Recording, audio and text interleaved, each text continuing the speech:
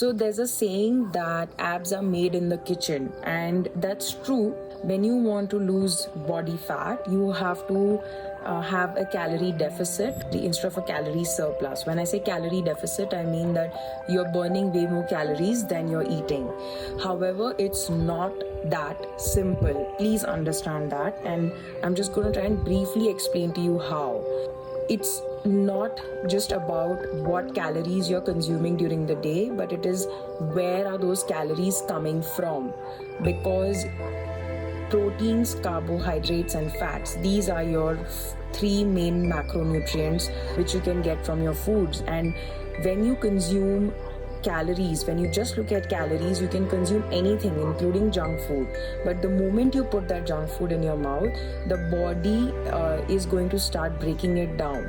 And carbohydrates and junk food like refined flour, cakes, pastries, biscuits, fast sugar, pastas, fried stuff, all of that, it gets digested very fast. And the moment it gets digested very fast, the body doesn't need that much energy at that point in time. And what it does is it stores it as fat for future use. Now, if you don't exercise already, the body is not going to be able to utilize those fat reserves effectively. Contrary to that, when you eat those same number of calories from proteins or fats, the body takes a lot more time to digest these foods. And when I say it takes time, what it also does is it also ends up spending a lot more calories just digesting these foods, especially protein. And that in itself can raise your metabolism at rest. So there are a lot of benefits of eating protein apart from building muscles. A is that all your organs, your skin, your hair, your nails, your hormones require a certain amount of protein. And if you don't consume enough protein, then your body is not going to be able to function at its best. The ways that in which you can see that your body is not getting enough protein is if you're working out, your recovery is poor, your hair is dull, your skin is dull, your nails are brittle. All of these are also ways of seeing that you're not getting enough protein and fat. Fat helps you lubricate your joints. It's actually brain food.